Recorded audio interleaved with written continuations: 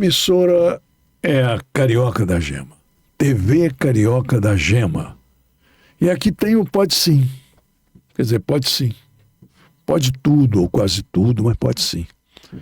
E hoje nós temos um convidado muito útil. Eu digo muito especial porque ele é muito útil.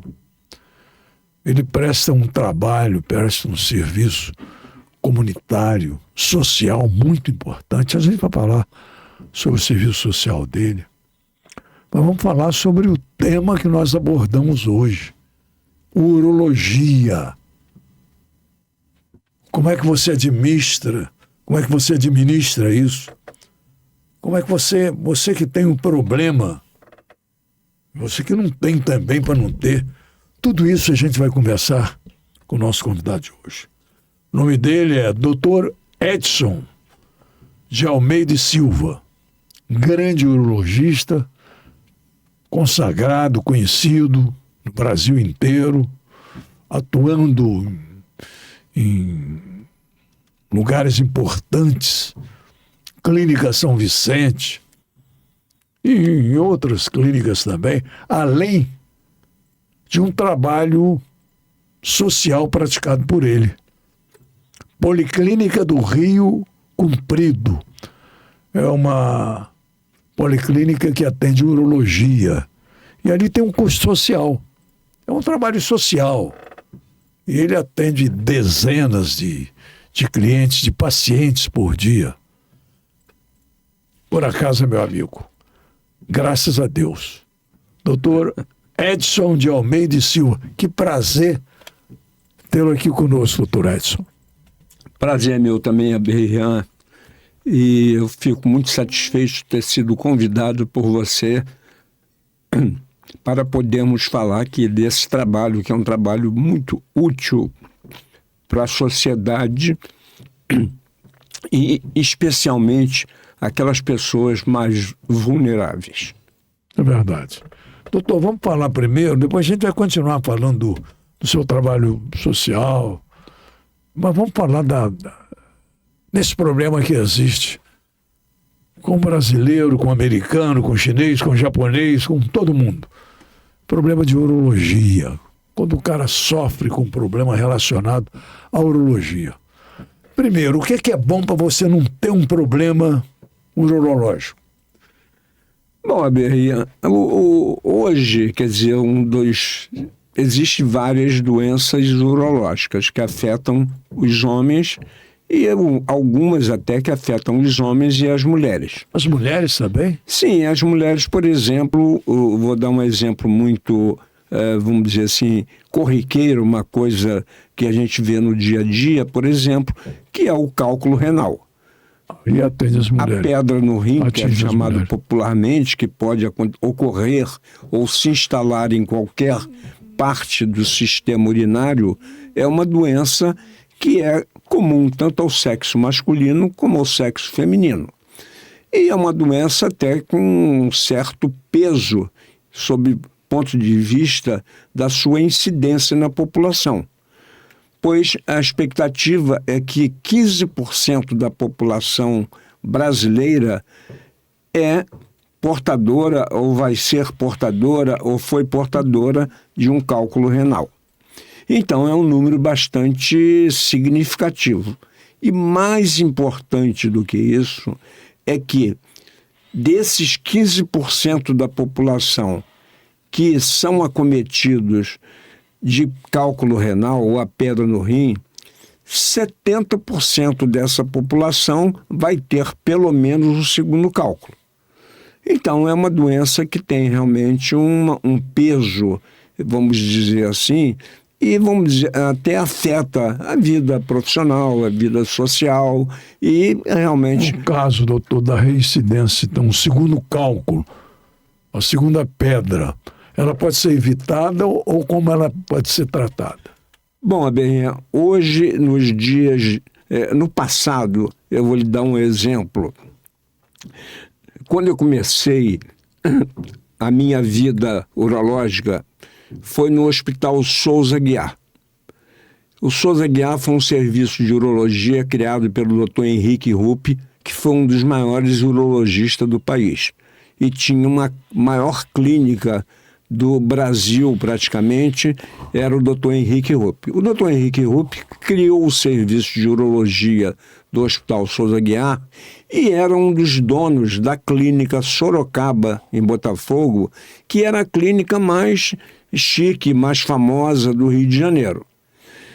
Bom, tanto no Hospital Souza Aguiar, que nós tratávamos dos pacientes mais vulneráveis, uma população sem grandes recursos, quanto na clínica Sorocaba, em que se operava presidente da República, nós operamos vários presidentes da República na clínica Sorocaba, ministros, políticos importantes. Então, tanto no Souza Aguiar quanto na clínica Sorocaba, você, para tirar uma pedra do rim, você tinha que fazer uma incisão imensa na região lombar, chamado de lombotomia, e dependendo do tipo desse paciente, se fosse paciente muito baixo, um pouco mais obeso, nós tínhamos que tirar uma ou às vezes até 2 costelas destes pacientes para você conseguir acessar o rim. Tirar a costela? Tirava a costela. E a costela...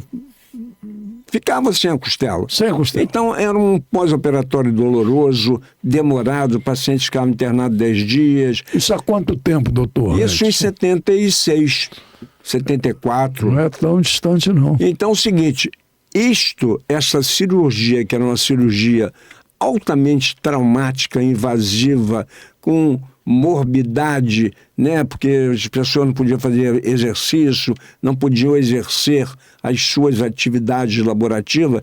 Isso era feito no Souza Aguiar e na clínica Sorocaba. Nos dias de hoje, independente do tamanho do cálculo, da localização do cálculo, do tipo do cálculo, você faz isso de manhã, à tarde o paciente vai embora. Faz isso por endoscopia ou faz isso por uma punção percutânea, que é uma incisão de meio ou 1 centímetro. Os pacientes têm uma recuperação muito rápida. Então, isso, por exemplo, é uma doença que acomete tanto o masculino quanto a população feminina. Então, isso aí é para citar uma doença que acomete os 2 sexos e que teve uma evolução tecnológica fantástica, com vamos dizer assim, uma pouca invasão e um resultado objetivo muito prático para a população. Doutor Edson de Almeida e Silva, grande urologista, conhecido, consagrado. É uma pergunta que eu não posso fugir dela. O cálculo renal, ele é provocado por... Dizem, aí que vem a informação da vovó, não tem a receita da vovó antiga? Sim. Ele é provocado pela semente do tomate ou por outras circunstâncias? Bom, Berrian, existe muito folclore, né, em torno das doenças de modo geral. E até para concluir a pergunta anterior, sobre o que se fazer para evitar, etc., etc., hoje, quando nós operamos um paciente de cálculo, nós recomendamos que eles façam...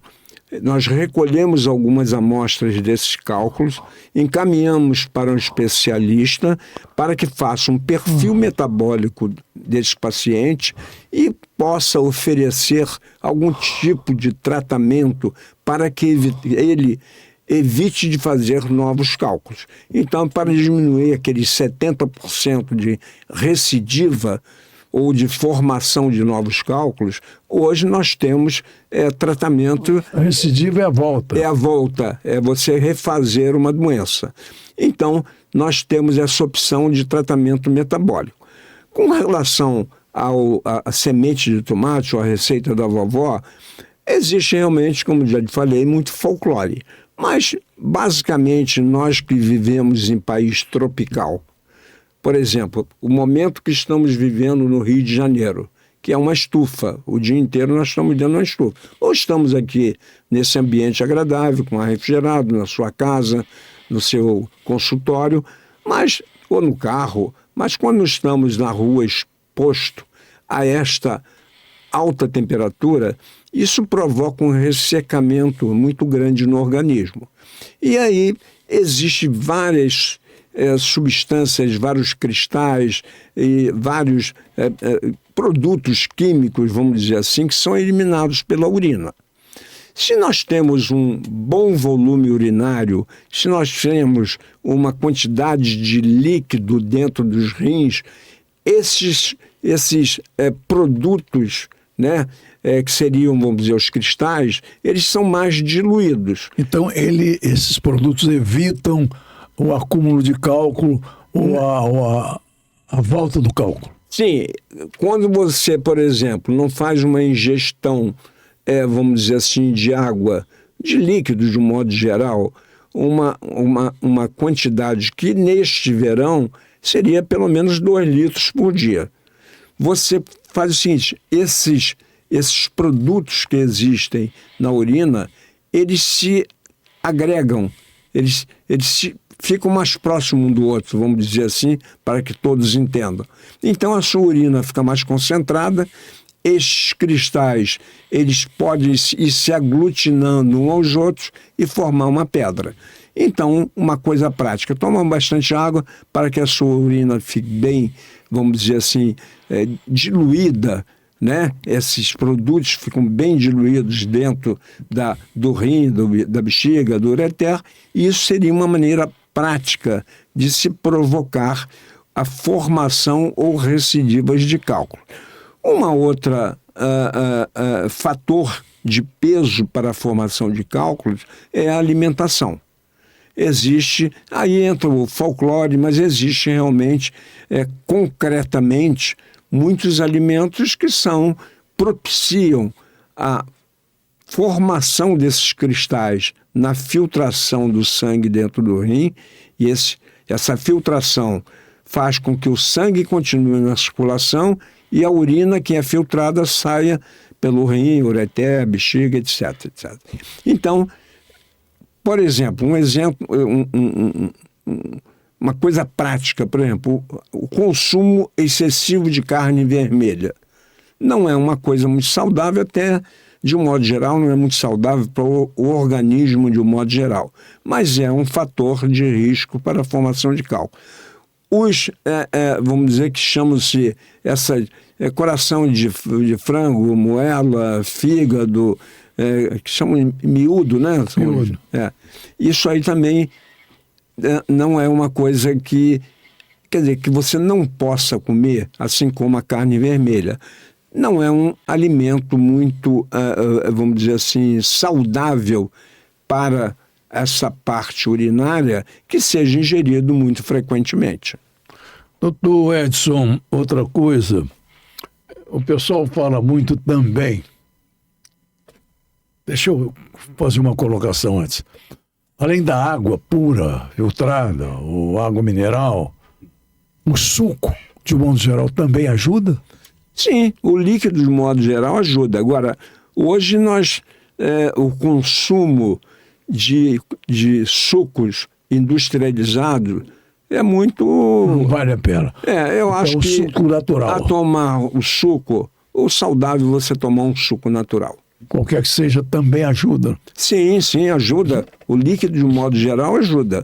E o suco de fruta natural, vamos dizer assim, é melhor, mais saudável do que o suco industrializado. Nós estamos conversando com o doutor Edson de Almeida e Silva, urologista. Uma outra pergunta relacionada ainda ao cálculo renal, a pedra, doutor. Eu não sei se também é receita da vovó. A cerveja facilita? É boa? É bom tomar cerveja? Sim. Também receita da vovó também. Porque a cerveja é uma bebida de baixo teor alcoólico. E, além disso, você ingere líquido em grande quantidade. E eu vou te contar uma história. Eu tive um colega filho do doutor Henrique Rupp, lá que era o nosso chefe na clínica Sorocaba, o filho dele foi fazer um doutorado na Alemanha, em Berlim. E então, nessa época, nós participávamos de vários eventos, congressos no exterior, e algumas vezes nós tivemos a oportunidade de encontrar o Henrique em Berlim. E conversar, visitar o hospital, etc, etc. Na Alemanha, naquela época, não sei se isso ainda é uma prática hoje em dia, por exemplo, na enfermaria de urologia, o paciente era operado de um cálculo e no dia da alta ele ia lá, tal coisa, para o médico dar a receita, lá na enfermaria, e aí o médico dizia para ele, normalmente os pacientes saíam com algum tipo de medicação, muitas das vezes até antibiótico, e o médico urologista falava para o paciente, olha, seu Aberrian, o senhor está tendo alta hoje, está aqui a sua receita, o senhor não tome bebida alcoólica, mas toma bastante cerveja. Porque então, a cerveja vamos dizer assim, ele dilui a urina, né? Porque a quantidade grande de líquido que você ingere tem esse fator de baixo teor alcoólico. Então, é uma forma, por exemplo, de você estar sempre renovando a urina do rim, da bexiga, com diminuição da probabilidade da agregação daqueles cristais, da aglutinação dos cristais e formação de uma pedra. Doutor Edson, mais uma coisa, quer dizer, a água é fundamental. A cerveja, no caso, receita da vovó, ela é necessária, no caso, com a pessoa já com cálculo, ou ela é dispensável? A água, o que é entre a água e a cerveja, doutor Edson? Bom, ambos são bastante saudáveis, tanto a água como a cerveja não tem nada assim de... A cerveja, como assim, bebida, né, alcoólica que chamamos, a cerveja só tem dois efeitos que é muito ruim para a pessoa, que ela faz mal ao bolso e à barriga, porque ela normalmente gastar para tomar a cerveja e o aumento do volume abdominal naqueles que ingerem grande quantidade de cerveja. Para encerrar essa parte, entre a cerveja e a água potável,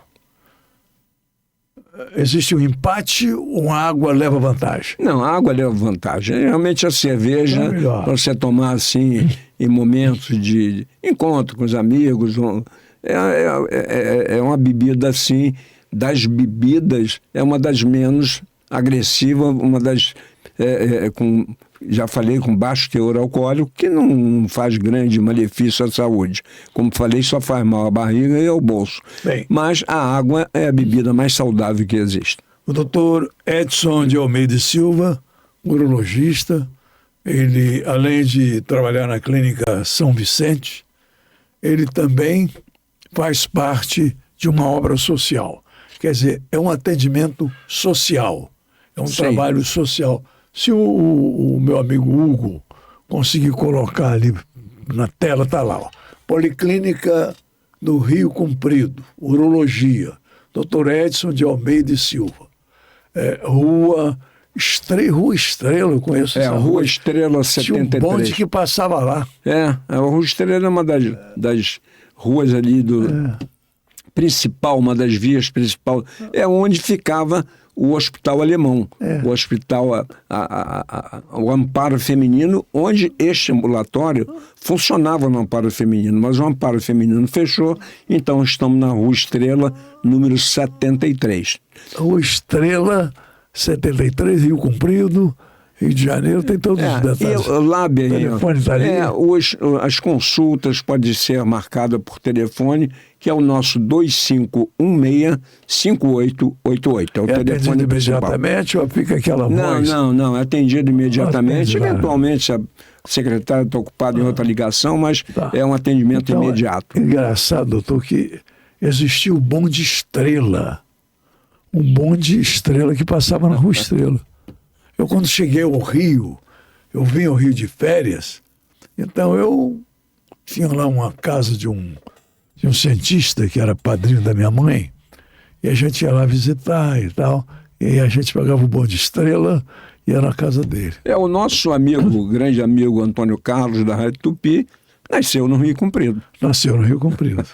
Depois foi morar na rua Riachuelo, onde nós trabalhamos juntos na Rádio Continental, que era também na rua Riachuelo. Esteve conosco aqui, como sempre, brilhante o Antônio Carlos, brilhante no trabalho dele, competente, mais de 30 anos liderando a audiência, né? Ele esteve conosco, trabalhou com Silvio Santos, trabalhou em várias emissoras de rádio e televisão, e hoje ele ocupa um espaço importante na Rádio Tupi, é líder absoluto de audiência. Doutor Edson, agora vamos partir para outro esquema, por outro lado da urologia. A próstata. Vamos falar da próstata. O que é bom para evitar problemas na próstata, doutor Edson? Bom, Berrinha, hoje, como tem alguns pacientes que às vezes se referem a isso de uma maneira mais informal, diz o seguinte, que doença da próstata é como se fora uma espada na cabeça dos homens, né? A preocupação é muito grande com as doenças da próstata. Nós aqui no Brasil, é uma doença também que tem um peso significativo, tanto na saúde pública, como no trauma, na agressão, naquele sofrimento das pessoas com câncer de próstata. E no Brasil, no ano passado, a expectativa das estatísticas é que aproximadamente 90 mil novos casos de câncer de próstata por ano. 80 mil, 90 mil, não me recordo bem exatamente, mas é nessa faixa. E desses casos, novos casos, vamos dizer, em torno de 80 mil novos casos, a expectativa é de 20 mil mortes. Quer dizer, 80 mil novos casos por ano e a expectativa de 20 mil mortes por câncer de próstata específico. Quer dizer, o cara que morreu do câncer de próstata porque complicou. Quer dizer, porque ele tem câncer de próstata, morre atropelado, morre de infarto, tem outra coisa. Então, é uma doença que tem realmente um peso significativo até nas estruturas de saúde do Estado.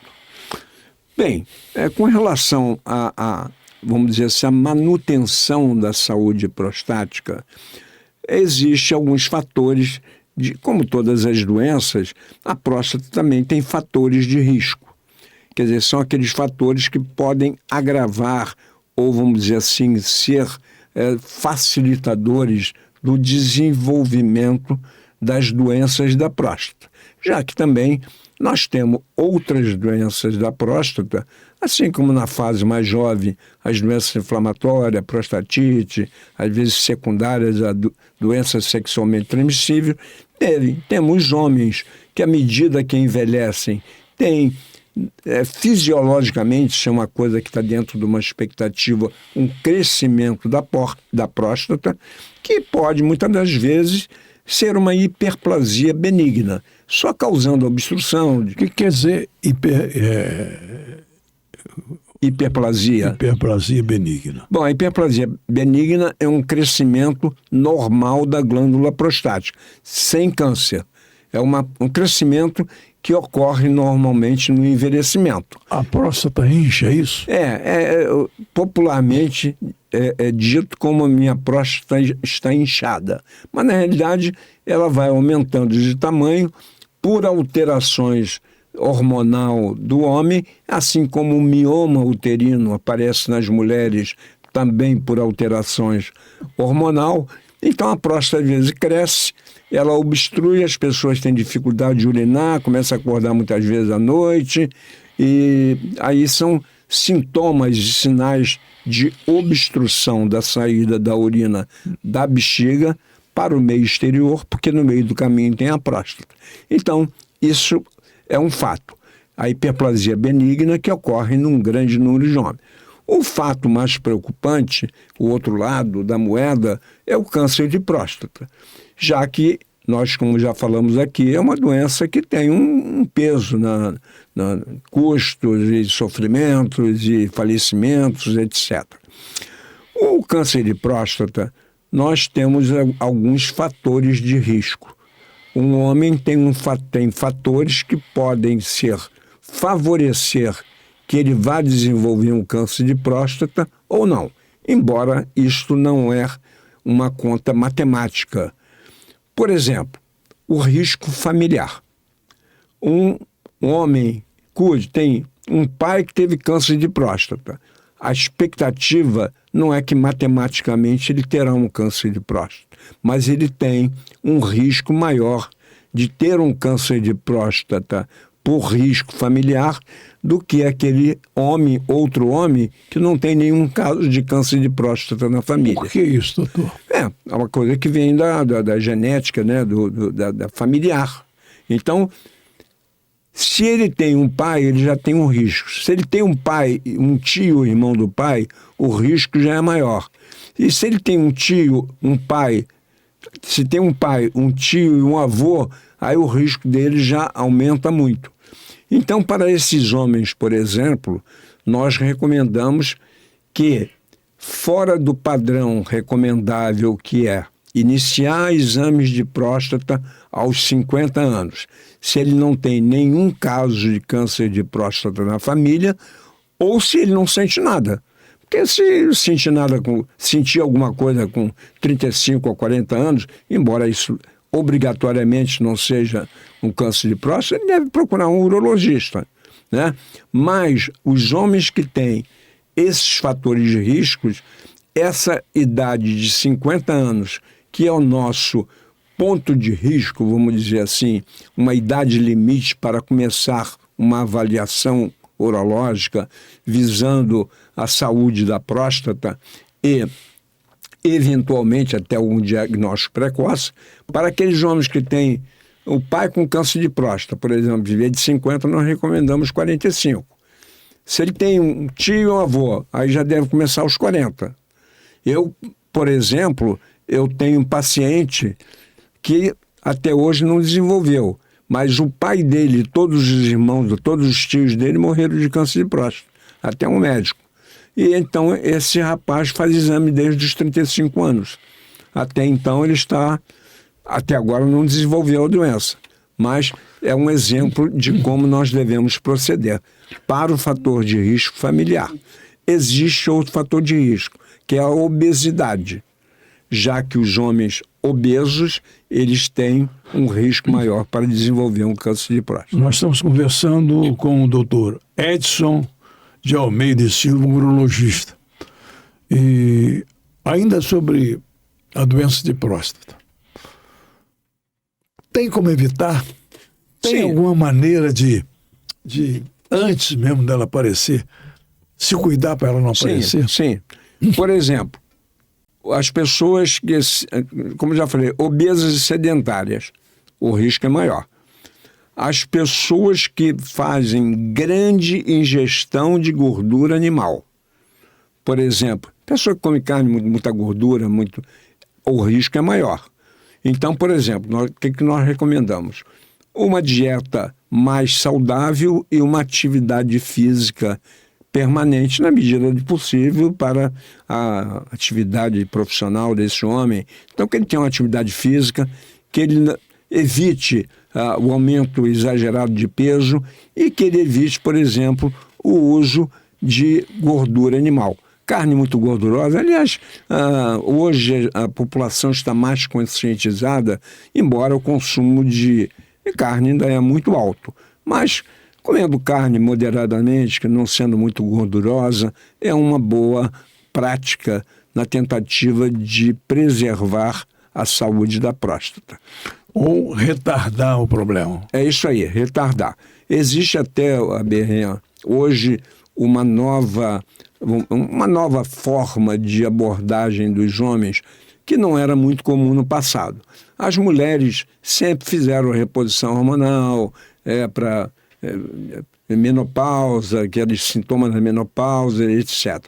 Os homens Isso nunca foi muito ventilado, nunca foi muito divulgado para a população masculina, por exemplo, a reposição hormonal, que hoje é uma realidade muito segura, as pessoas melhoram muito a qualidade de vida e a vida sexual, o humor, a qualidade do sono, o relacionamento interpessoal, tudo isso é muito melhor nos homens que mantêm níveis de hormônio numa taxa adequada. A reposição hormonal para a mulher e para o homem? Sim, a reposição hormonal do homem hoje é uma realidade. Eu tenho inúmeros pacientes que fazem reposição hormonal. Um remédio? O que é?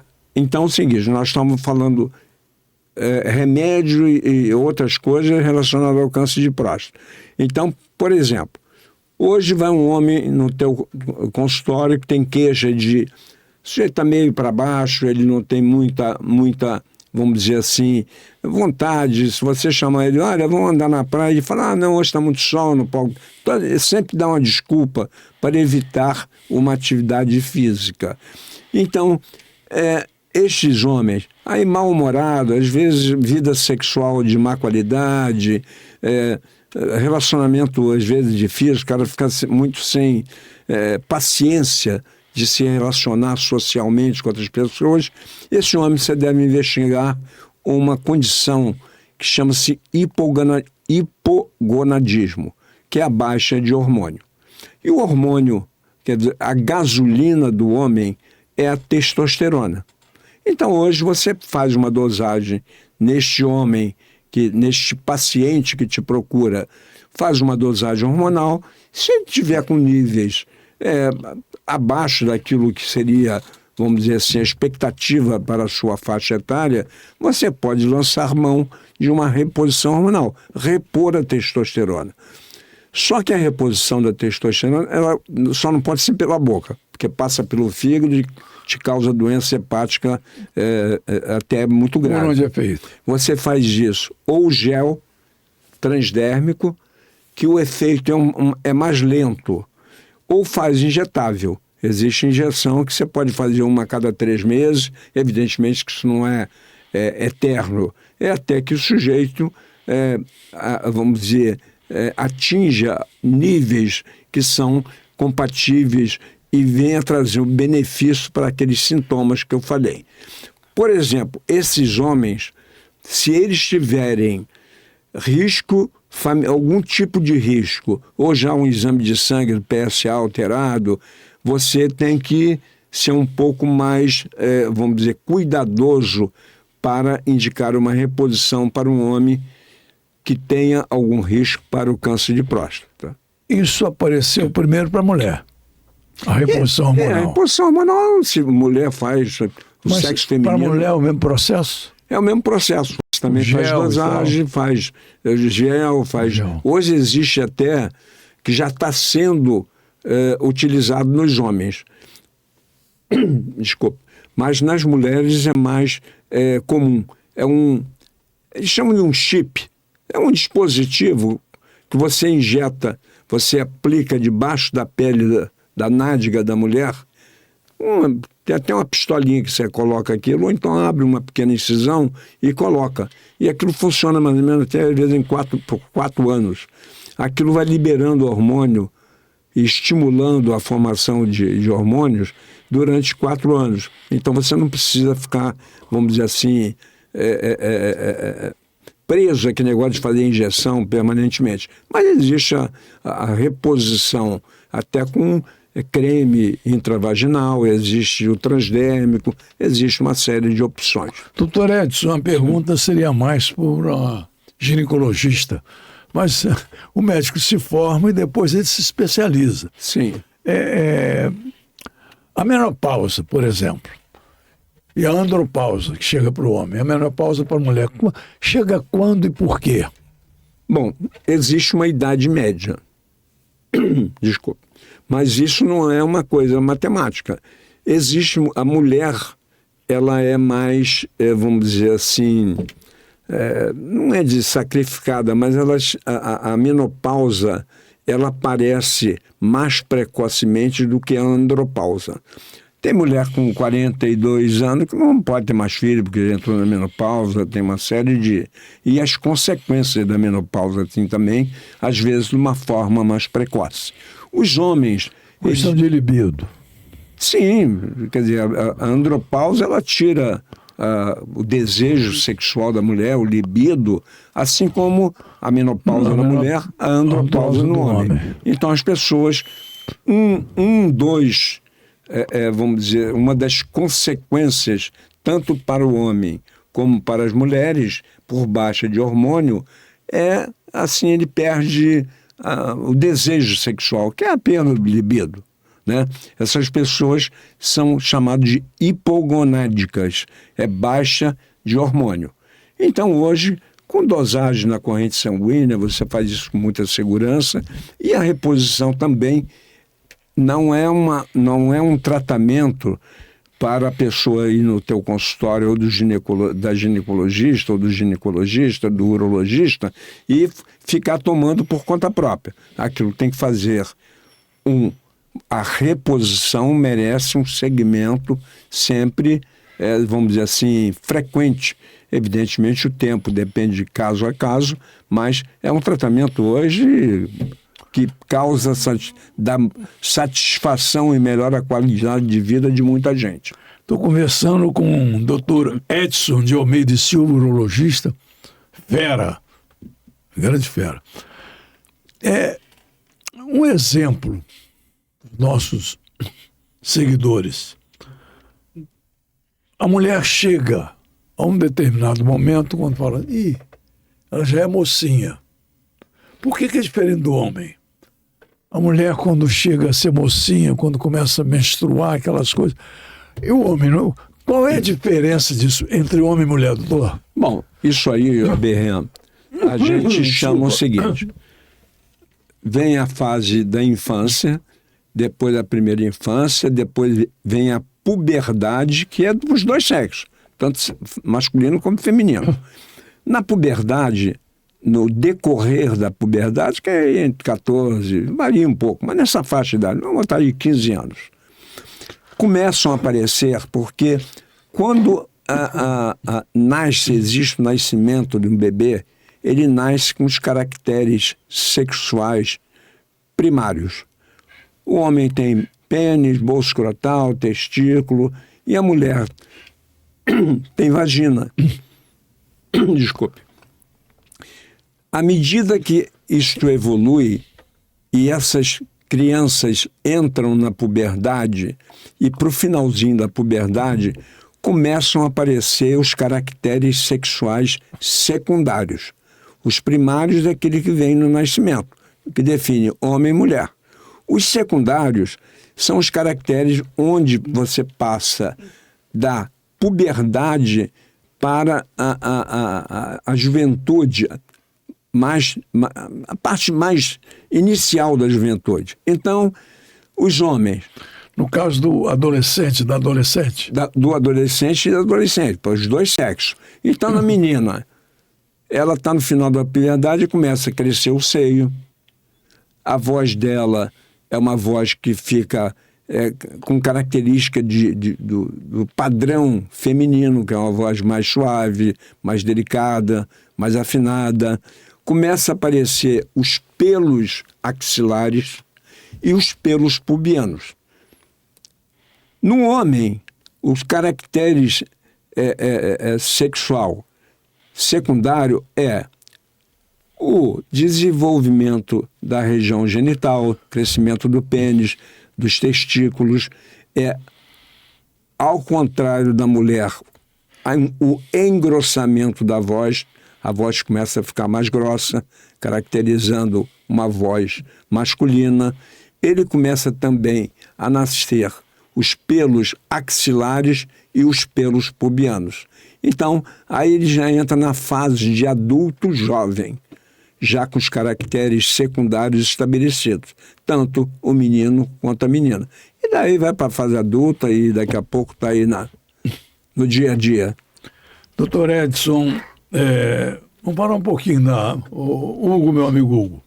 Vamos colocar ali aquele cartão, falar um pouquinho do trabalho do custo social do trabalho do Dr. Edson. Ali, Policlínica do Rio Comprido, Urologia, Dr. Edson de Almeida e Silva. Como é que é? Por exemplo, o senhor trabalha numa clínica particular. Sim. Tem um custo muito alto. Uma consulta. Sim, Berrinha. Eu estou na Clínica São Vicente da Gávea há 42 anos. Lá é uma clínica que era uma clínica muito pequena, que sempre foi uma coisa familiar, que a população do Rio de Janeiro tem muito a agradecer ao Dr. Luiz Roberto Londres, que foi um homem de um nível de humanidade, de tudo de bom. Ele criou a clínica. O pai dele criou a clínica, era o Dr. Genival Londres. Era pequeno. A Clínica São Vicente, até no início, era uma clínica, aquilo era uma fazenda. Ali era uma fazenda. Depois daquilo evoluiu, o Dr. Genival criou uma clínica, que até uma época era uma clínica de repouso. Então, vários artistas, esse pessoal da noite que bebia... Eles da altura, né? Eles iam para lá para a clínica, enchia lá o pote, depois ia lá para a clínica, aí o doutor Genival mandava o sujeito. Tanto que alguns artistas famosos do Rio de Janeiro tinham quarto na clínica. Então, aí o doutor Genival tratava tal coisa. O doutor Genival, que era um cardiologista, depois foi envelhecendo, e o Luiz Roberto, né, que volta a dizer, a população do Rio de Janeiro deve muito ao Luiz Roberto, né, pela sua presteza. É um sujeito que está vivo, graças a Deus, fora de série, e ele criou a Clínica São Vicente. Aí ampliou, depois aquilo, quer dizer, adaptou para ser um hospital, né? Depois ele ampliou, e a clínica era uma boutique de medicina. A Clínica de São Vicente era uma boutique de medicina. Bom, aquilo evoluiu, e hoje... Um detalhe, uma localização especial para uma clínica já pela altura, não é isso? Sim. Aquilo está dentro da Mata Atlântica. Pô. Você não tem poluição, não tem barulho, não tem buzina, não tem... Então, a clínica, como todo negócio no mundo inteiro hoje, aquilo vai se formando para tudo, inclusive para a medicina, corporações.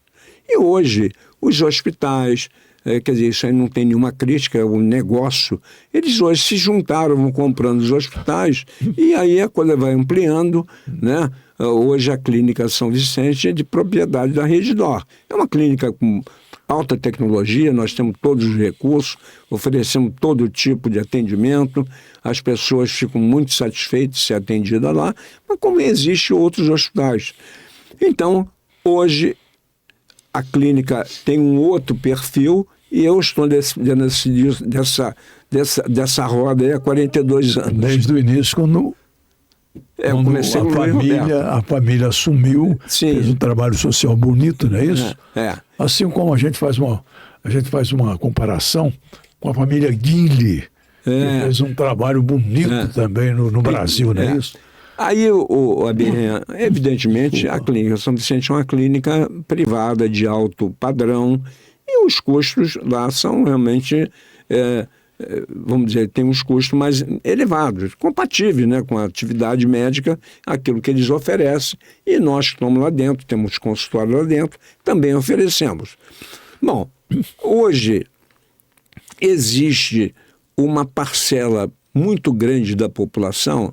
E essa população que é atendida nos padrões de Clínica São Vicente, etc., é uma faixa da população que não é uma faixa, não vou dizer privilegiada, mas que tem recurso para pagar um plano de saúde, né? Que uma grande faixa da população, ou a maior faixa da população, não tem essa oportunidade.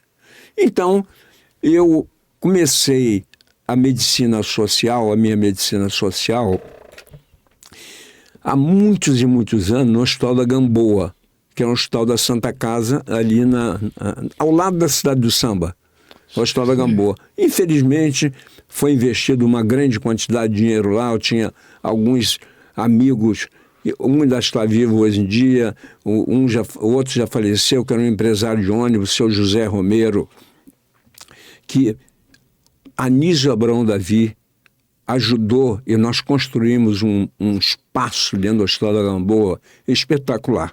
Porém, aquilo me frustrou muito porque não era aquilo que eu pensava, como eu poderia funcionar. Aí vi que a coisa, entendeu? Não cheirava bem. Aí eu saí fora, abandonei, deixei tudo para lá. Saí de lá, fui para o Hospital Alemão. Ali um amparo feminino, que é bem próximo aqui ao nosso ambulatório, na Rua da Estrela. Fiquei lá um tempo, mas o Hospital Alemão, que era uma sociedade, da sociedade germânica, eu acho, aquilo foi vendido. Era o Hospital Alemão, chamava-se também Amparo Feminino. Então eu fiquei meio... Aí consegui esse ambulatório com uma fisioterapeuta, que também tem as suas atividades lá no nosso endereço, e está funcionando lá, funciona muito bem. E qual é a finalidade? É você oferecer uma medicina de boa qualidade, porque não adianta você atender o sujeito falando no celular ou olhando para cima e atender em 3 minutos e mandar o sujeito embora. Você tem que se atender bem. As pessoas têm que sair... Fico até emocionado. Não, mas continua, por favor, porque é interessante isso aí. Eu queria citar, inclusive, o Dr. Edson. Ele tem, veja bem, ele atua numa das principais, um dos principais hospitais do Brasil. E lá ele atua de uma forma. Mas ele criou essa policlínica do Rio de Janeiro, Policlínica do Rio Comprido, de urologia, porque eu vou dar um exemplo aqui. Um plano de saúde custa caro. E tem planos, desculpa, tem planos que não atendem certos setores. E tem planos menores e maiores. E tem aqueles que não têm planos. Aí é que tem o problema. Que o problema é sério, né? É aqueles que não têm o plano e não consegue, tem que marcar para 1 mês, 2, 3, 4, 5, 6, sei lá quanto tempo, uma consulta. E às vezes o sujeito está com um problema e precisa naturalmente de um tratamento, de um atendimento urgente. Então aí que entra o doutor Edson. Então lá... Edson aí a pessoa procura a Policlínica do Rio Comprido de Urologia. Tem um custo social, não tem? Sim. Lá nós fazíamos consultas com preço social, que é uma coisa acessível a praticamente todo mundo, e os casos cirúrgicos, nós temos assim uma grande parceria com a Rede Casa, que é ali bem próximo do nosso ambulatório. Nós temos a Casa de Portugal. Tem a Casa de Portugal e o Hospital do Câncer, que é dentro do mesmo complexo. Rio Comprido, bem pertinho, bem próximo. Faculdade ali. Então nós temos lá também um relacionamento financeiro, uma coisa muito acessível também a esta população. Por exemplo, hoje eu te mostrei um paciente que eu atendi lá numa emergência. A pessoa está com uma pedra na bexiga, uma coisa imensa. Então, este paciente... Você mostrou um paciente que tem uma pedra na bexiga quase do tamanho da bexiga. Então, os pacientes têm que ser tratados urgentemente. O sistema de saúde está sobrecarregado, falta especialista. Só um detalhe, o sistema é bom, o sistema de saúde. Eu tenho pessoas, amigas que procuraram o SUS, foram atendidas, mas demora. Não tem os profissionais necessários. Não é isso, doutor? Teoricamente, o SUS é o sistema mais perfeito que existe. Olha só. Só que o SUS, a prática do dia a dia não acompanha aquela filosofia com a qual vamos dizer, a estrutura foi idealizada. É muita gente precisando. É muita gente, falta especialista, falta médico. As pessoas, não vou dizer que são todos, tem muita gente que trabalha em serviço público, é excelente profissional, tem gente que atende médico, que atende plano de saúde de excelente padrão, mas o que a gente vê é que não vou dizer mas um número de profissionais que atuam nessa área eles não têm nem compromisso, nem comprometimento com o paciente. Então, você chega lá, o sujeito atende, é mais um, entendeu? Não existe uma ligação, um vínculo que a gente criou ali no Rio Comprido. Ali o paciente é o paciente teu. Ele vai lá, a hora que ele precisa, ele liga, ele é atendido, ele recebe uma resposta, existe um comprometimento nosso para oferecer um tratamento de qualidade, que eu acho que é a receita do nosso sucesso. São quantos urologistas? Lá nós somos 4 urologistas, inclusive tem uma mulher que, além de ser uma excelente, a doutora Raquel, uma excelente urologista, com treinamento na França, faz cirurgia robótica muito bem. Tem o doutor Augusto, que é o maior expert em tratamento de cálculo do Brasil. Tem o doutor Marcelo Lauria, que faz a parte, como eu, a parte geral. E tem eu, nós somos 4 atendendo. Temos sempre nós conseguimos encaixar um horário para atender o paciente. E nos casos de emergência, tem uma secretária eletrônica, a nossa secretária lá, a dona Kátia, que é primeiríssima, ela procura acomodar e resolver para que ninguém fique desatendido. Bom, tá aí, se você não tem um plano e está com dificuldade de ser atendido no SUS, que tem um trabalho excelente, mas às vezes demora por falta de, naturalmente, profissionais ou por muita gente, por ter muita gente na fila. Então tem ali um custo social. Policlínica do Rio Comprido de Urologia. Doutor Edson de Almeida e Silva e mais 3 grandes profissionais, grandes especialistas na área. É isso, doutor? É isso aí. Bom, agora vamos partir para outro capítulo aqui da sua história. São quantos anos de medicina? 76, me formei em 76. 76 em quase 50 anos, 49, 48. Por aí. Então, esse tempo todo se dedicando naturalmente à medicina. E aquela época, Berrinha, a residência médica, até hoje, a chave do bom, quer dizer, o bom profissional é aquele sujeito que se conscientiza da profissão que ele estudou, ele se formou numa área que ele vai lidar com pessoas, tal coisa, mas a chave para, vamos dizer assim, o sucesso do profissional é a sua capacidade de conhecimento, de dedicação. Isso aí, o primeiro passo é, depois da faculdade, você fazer uma boa residência médica. É fundamental.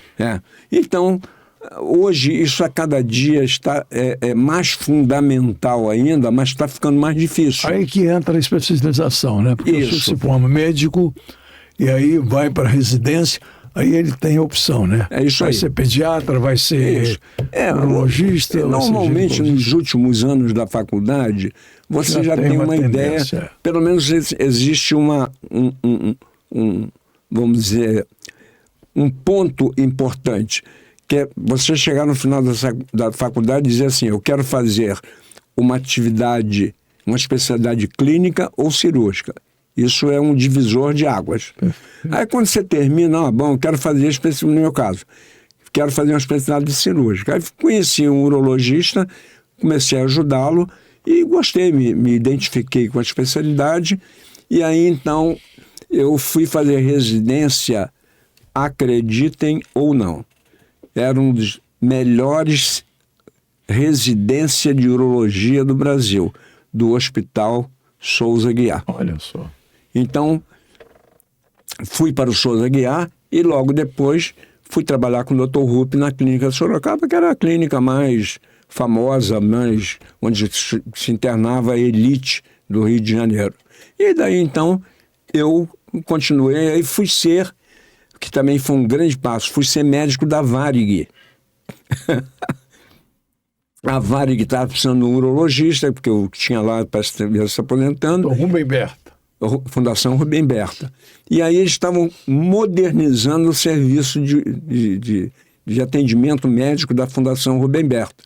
E eu fui como urologista com uma recomendação do Dr. Rupp para o chefe do serviço lá.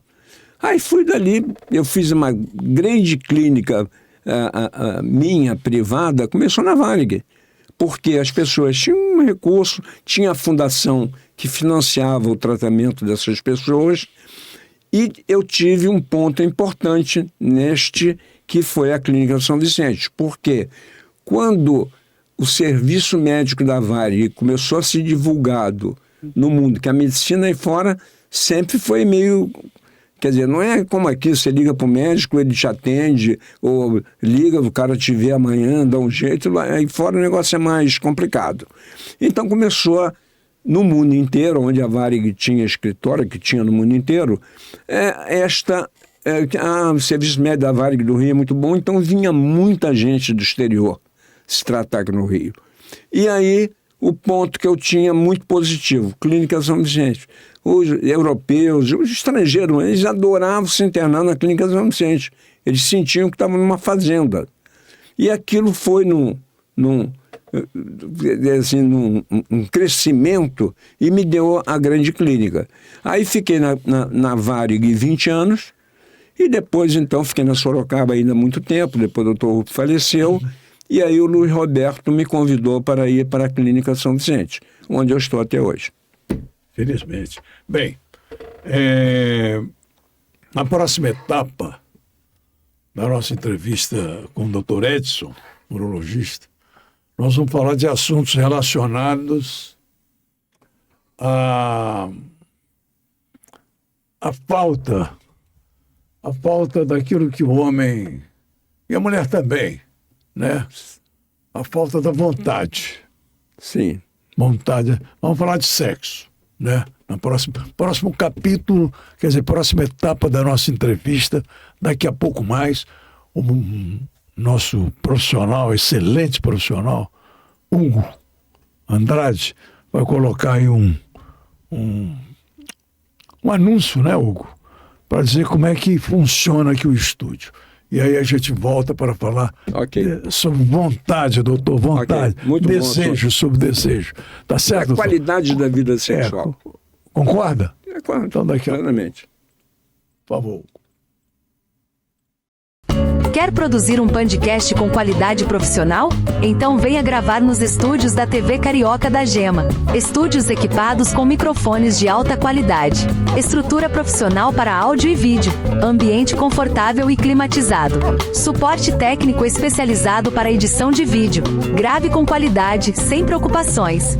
Seja para entrevistas, debates ou conteúdo solo, temos tudo o que você precisa para elevar o nível do seu podcast. Localização estratégica no Rio de Janeiro, próximo às estações de metrô do Flamengo, Largo do Machado, da Praça São Salvador e do Palácio Guanabara. Agende agora seu horário e transforme sua ideia em realidade. Contato pelo telefone 21 969 28 4074 e também pelo 21 98635 9584. TV Carioca da Gema, a primeira TV Cast do Brasil. O assunto agora é um assunto... É curioso a gente falar sobre isso, mas é interessante. Eu acho importante, doutor Edson, para repetir, né? Eu não quero ser repetitivo, mas é bom sempre a gente dizer que está conversando com uma fera da urologia. Doutor Edson de Almeida e Silva, que é urologista na Clínica São Vicente, no Hospital São Vicente, e também na Clínica de Urologia... Instituto de Urologia do Rio Comprido. Então é com ele que nós contamos. Eu tinha prometido para passar por um capítulo, uma etapa um pouco diferente. Nós vamos falar sobre sexo agora. Dá para falar sobre sexo, doutor? Sim, bem, até porque... falar sobre sexo de uma maneira respeitosa. Certo. Claro. A atividade sexual entre duas pessoas, entre o casal, é uma coisa muito... que dá muita satisfação para ambos, né? E assim, realmente existe às vezes em situações que interferem na qualidade da vida sexual. Quando nós falamos sobre este tema, nós, assim, didaticamente, isso é só uma coisa didática para que as pessoas entendam melhor. Nós dividimos uma relação sexual, separamos em 3 etapas distintas, para que as pessoas entendam e que para a gente também possa falar sobre como, vamos dizer assim, participar assim, para melhorar cada uma dessas fases. Então, nós separamos em 3 fases que a primeira fase de uma relação sexual é o desejo que existe entre 2 pessoas, independente do que seja. Mas, de modo geral, quer dizer, o dia a dia, vamos falar de uma relação de um casal, vamos dizer assim, heterossexual. Então, o desejo que uma mulher desperta no homem, também existe o inverso, quer dizer, que ambos têm um desejo de se relacionar. Uma reciprocidade. Reciprocidade, a palavra correta. Então, esta primeira fase é a fase do libido, ou seja, o desejo de se relacionar com uma segunda pessoa. Vamos falar agora, já na minha especialidade, a segunda fase masculina, que é a fase da ereção. Então você tem o desejo, aquele desejo que lhe é despertado, você evolui para uma ereção. Esta ereção pode ser de péssima qualidade, média ou de ótima qualidade. Se tiver ótima qualidade, tudo bem. Partimos para a terceira. Mas nesta segunda fase, que é a fase da ereção peniana, ou seja, falando assim mais, o endurecimento do pênis, que seja suficiente para que este homem tenha uma penetração na sua parceira, no seu parceiro, seja lá o que for, ele tem que ter uma ereção de boa qualidade. E vários fatores podem influir na qualidade desta ereção. Por exemplo, doenças cardíacas. As doenças cardíacas, muitas das vezes, elas podem, uma falta de, vamos dizer assim, de capacidade de um bom funcionamento do coração, que o coração é uma bomba. Ela se contrai e joga sangue para toda a periferia do corpo humano.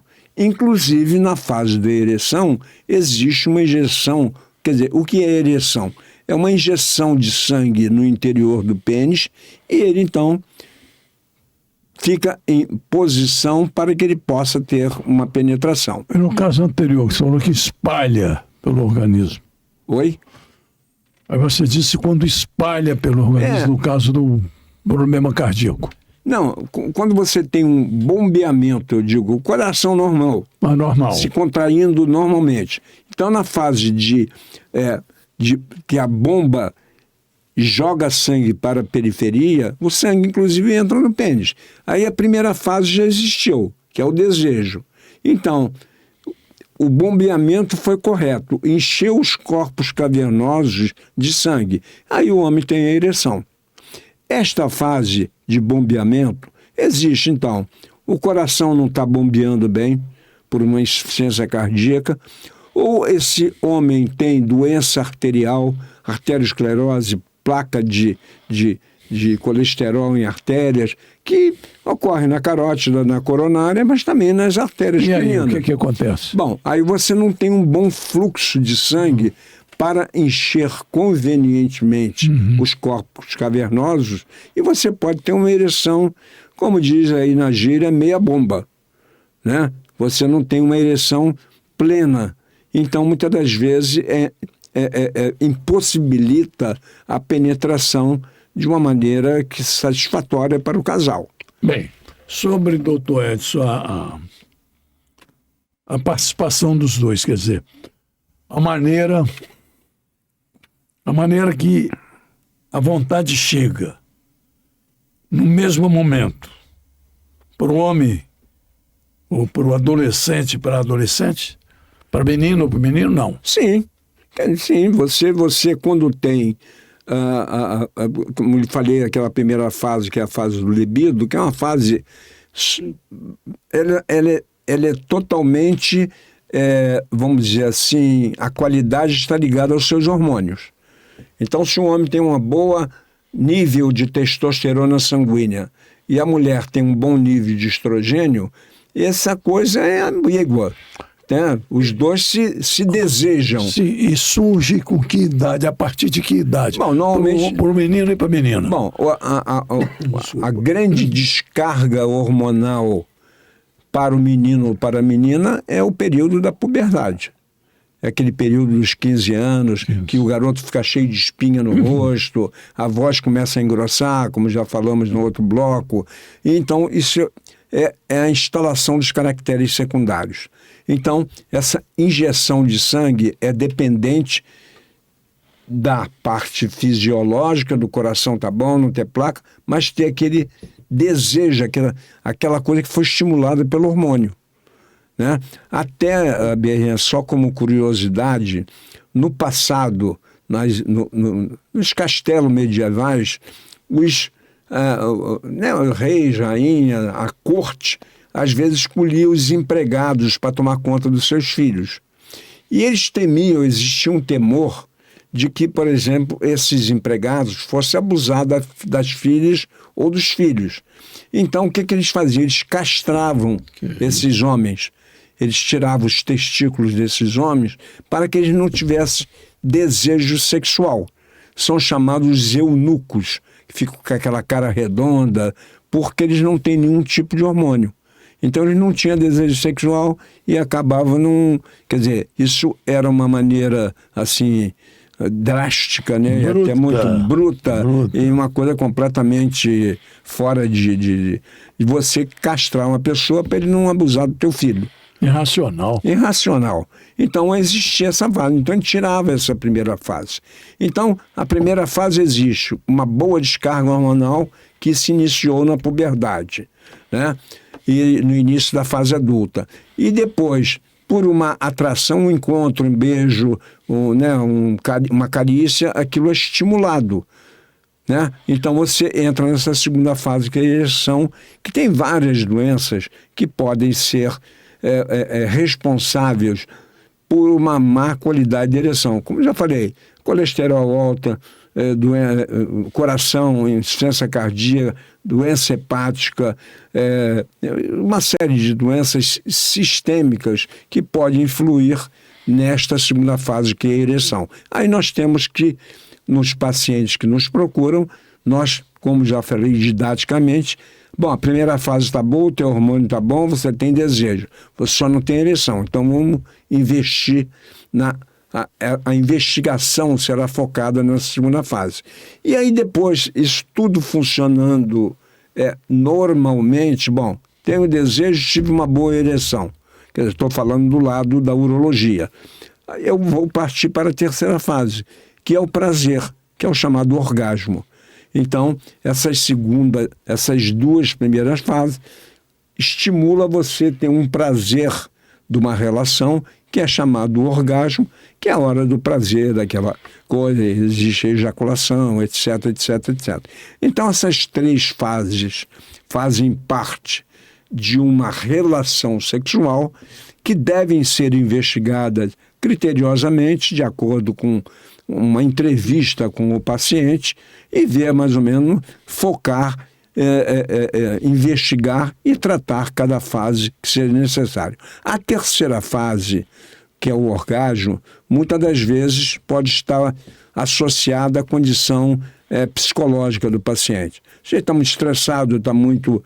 Tem gente que ejacula muito rápido, tem gente que não ejacula, que é chamada de ejaculação precoce, ou às vezes até anejaculação, que é a falta de ejaculação, o sujeito não consegue chegar no orgasmo.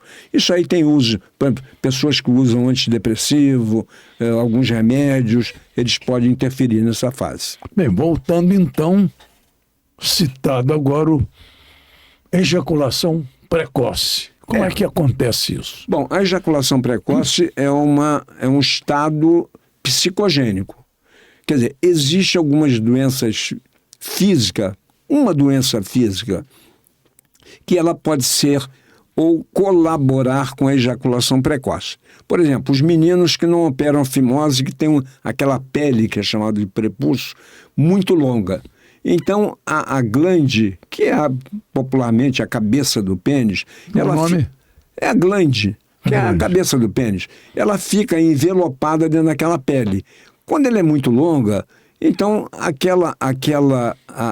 vamos dizer assim, porque a parte, o que na realidade leva o casal ao orgasmo é a glande do homem, que é a parte mais sensível, e na mulher é o clitóris.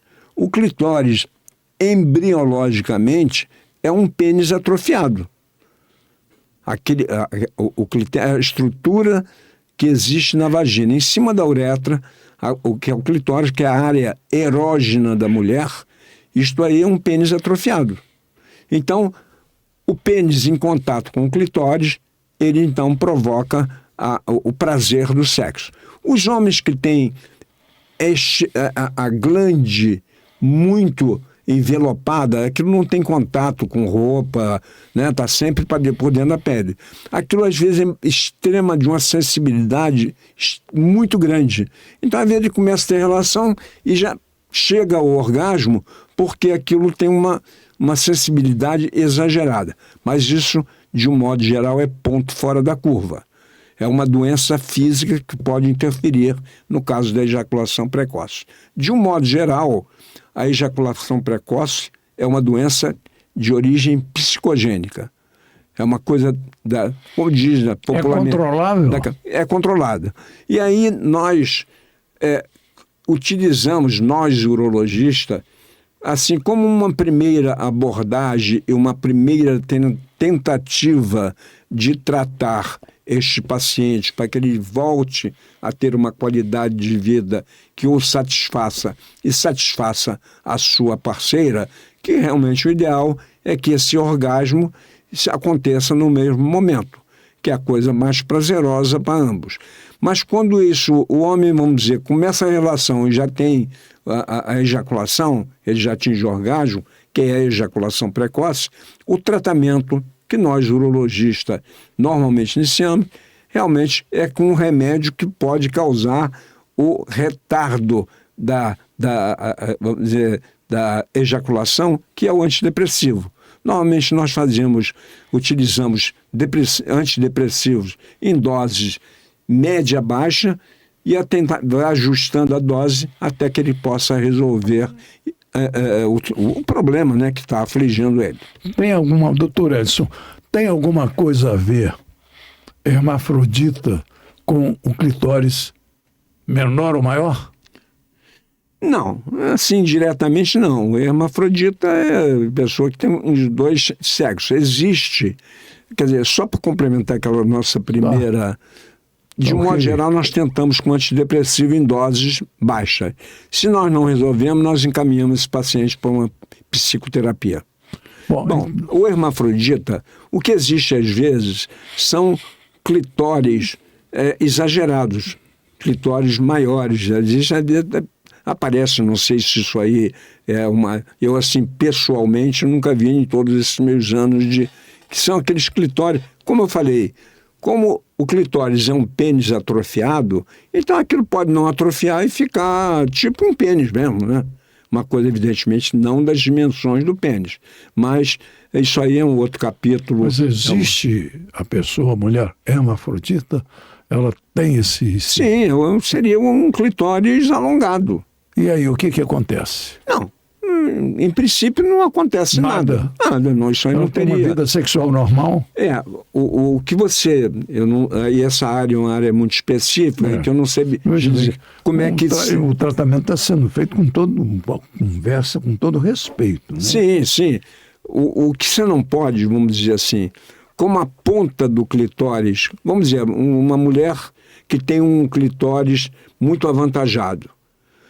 A ponta do clitóris realmente tem um aspecto de uma glande, da cabeça de um pênis.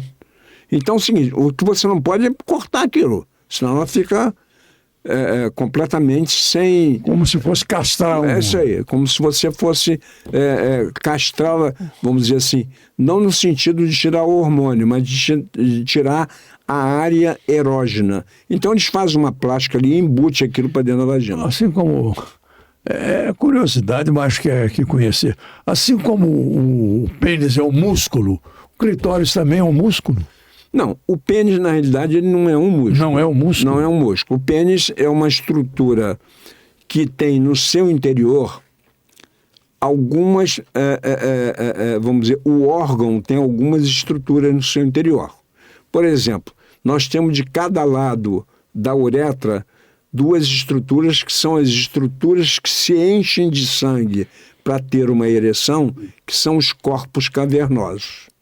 Então, quando você é estimulado, aquilo, existe a injeção de sangue, entra nos corpos cavernosos e o pênis fica ereto, ao lado da uretra. Em volta da uretra existe o corpo esponjoso, que é a estrutura responsável de mandar o sangue para a glande.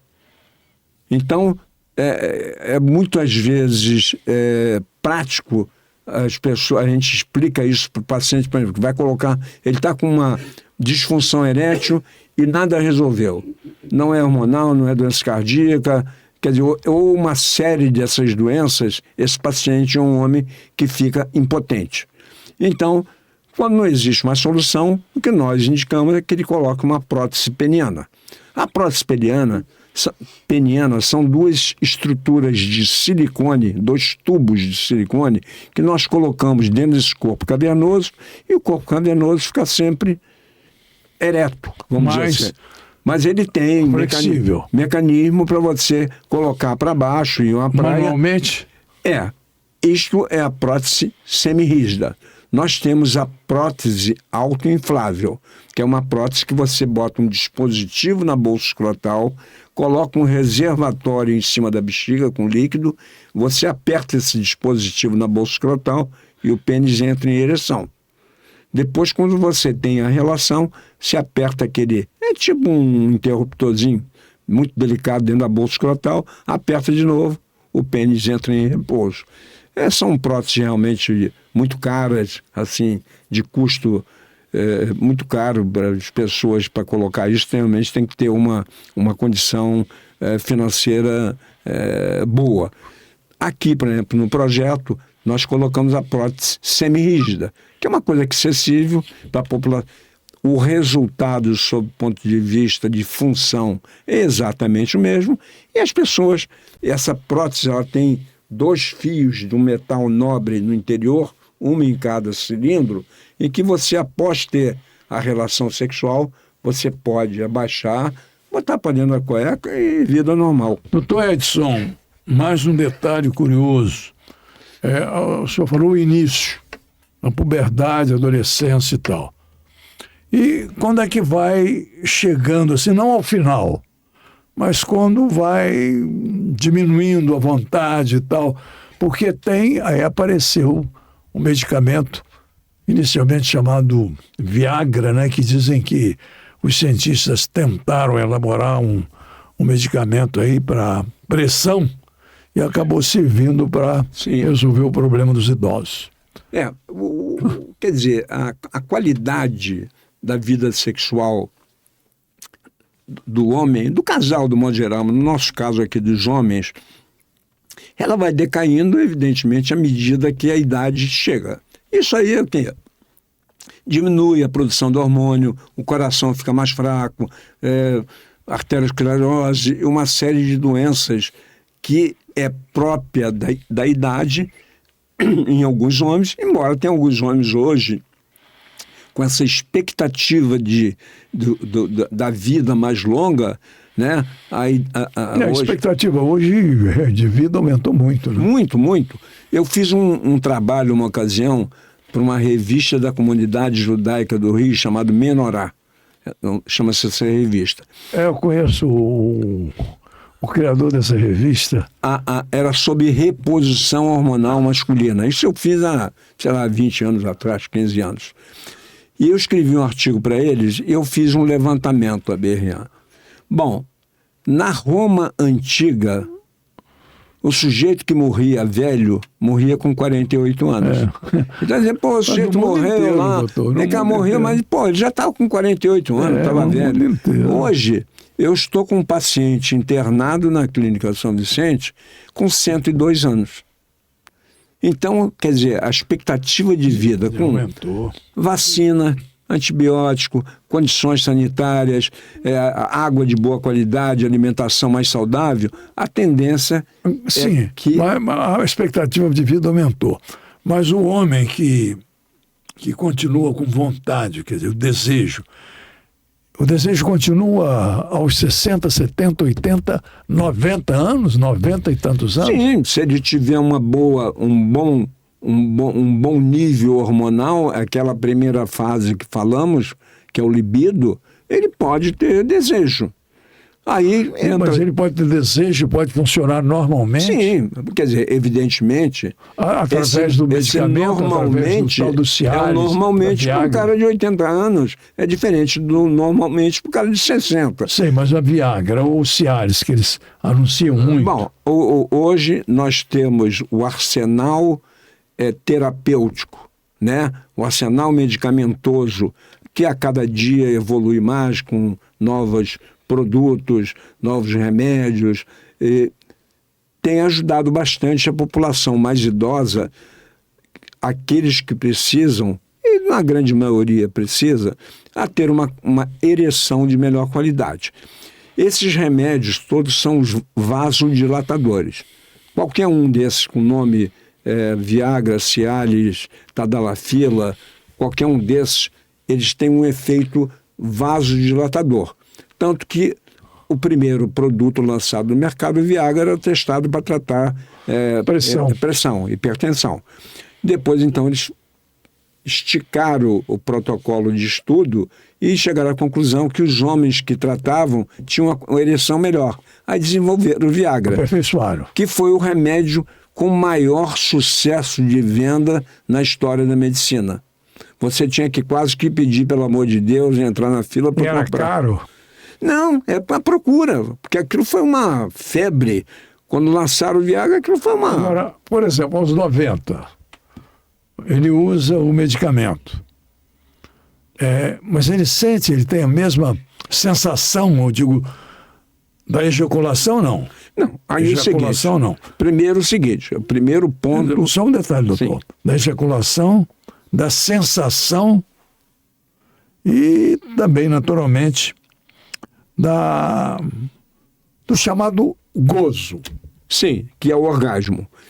Bom, o negócio é o seguinte, você tem que levar em consideração que o envelhecimento, além da ereção, da qualidade, etc., do remédio, existe realmente já alguma alteração. Ressecamento da região genital, tanto do homem como da mulher, né? Tudo isso ligado ao hormônio, né?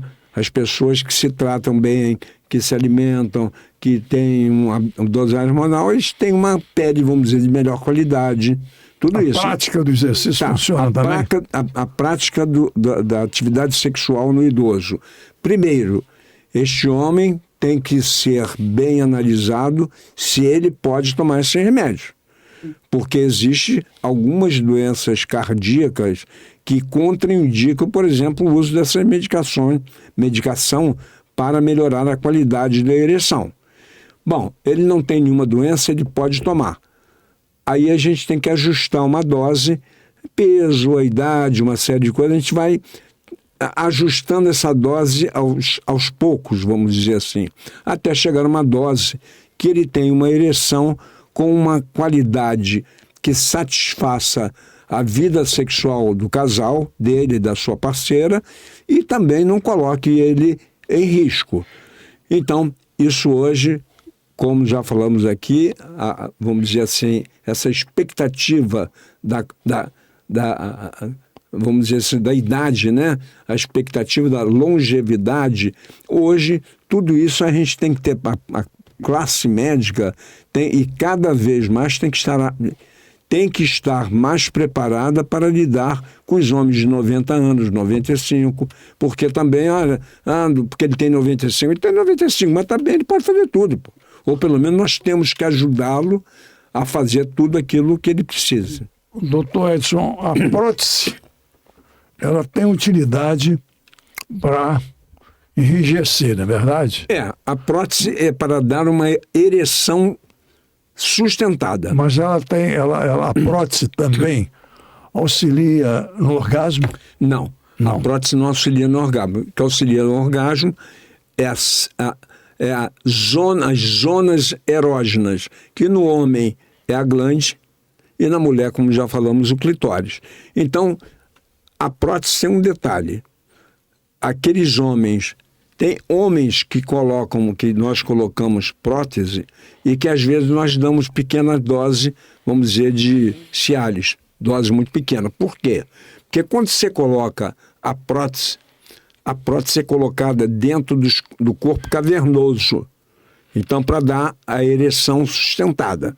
O corpo esponjoso, que é aquele que joga sangue para a glande, para ela ter aquela tumescência na hora que você está naquele processo de está excitado, vamos dizer assim, você tem ereção, o pênis fica ereto e a glande também fica cheia de sangue, através do corpo esponjoso. Aí funciona. Bom, quando bota-se a prótese, nós só temos uma ereção sustentada dos corpos cavernosos, que estão ao lado da uretra. O corpo esponjoso que irriga, vamos dizer assim, a glande, ele não é beneficiado por essa prótese. Então não? Não, então ele pode ficar com a glande um pouco murcha. Isso pode realmente interferir um pouco na qualidade do orgasmo. Mas nós podemos lançar mão, nesses homens que colocam a prótese, tomar dose baixíssima, por exemplo, do Cialis ou um deles qualquer, para tentar melhorar o fluxo do corpo esponjoso e encher a glande de sangue. Então ele tem uma sensação... Através desse medicamento, o Cialis, através do medicamento. Ele tem uma sensação melhor da tumescência, vamos dizer assim, do pênis e da glande. Tá aí. Mais um detalhe também relacionado à urologia, né? Doutor, alguns anos atrás, doutor Edson, os homens se contaminavam com uma doença chamada brenorragia, popularmente chamada de gonorreia. Sim. Correto?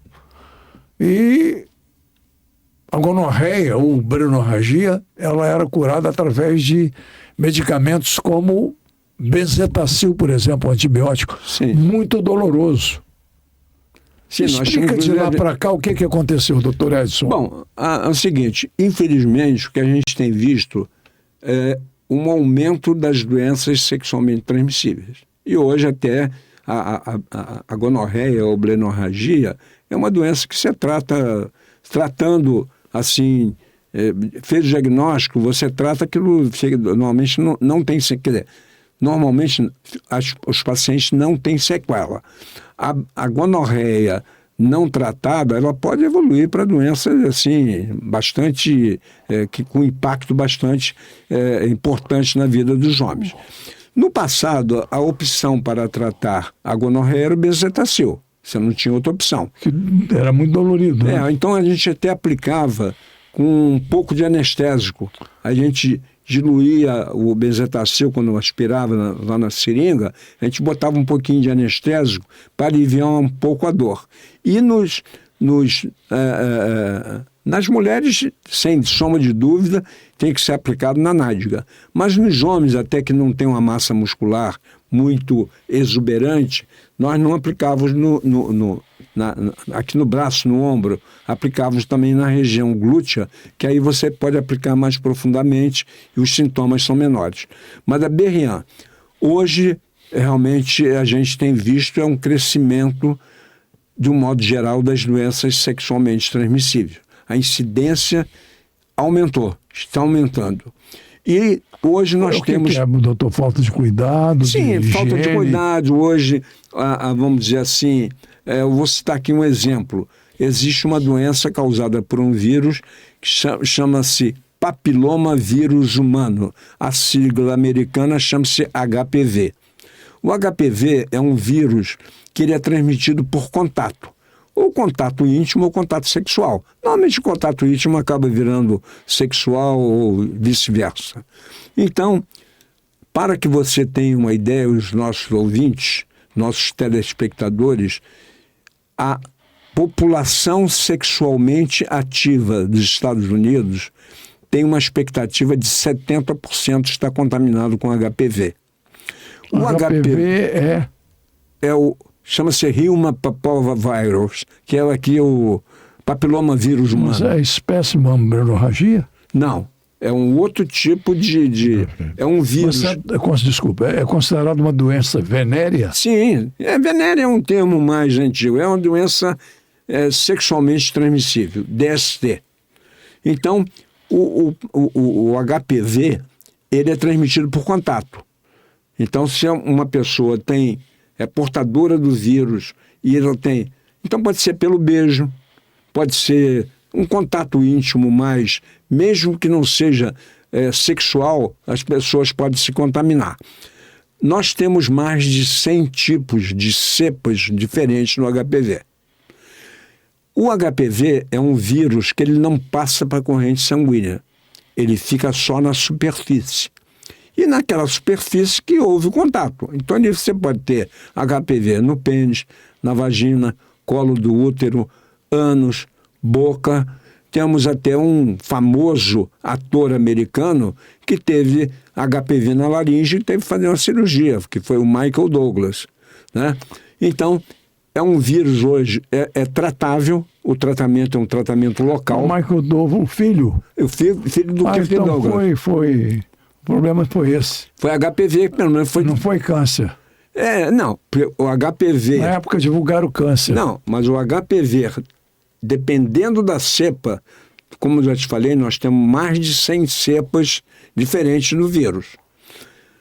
Existem cepas de alto risco e cepas de baixo risco. Este diagnóstico é feito com um exame que nós colhemos um material com um kit especial e mandamos fazer uma técnica chamada PCR para a detecção do HPV. Quando eles mandam o resultado, o laboratório manda o resultado, ele manda paciente fulano de tal, PCR para HPV, positivo para alto risco, cepa tal. Positivo ou negativo, se for negativo, deu negativo. Mas quando existe uma positividade, eles fornecem o tipo da cepa.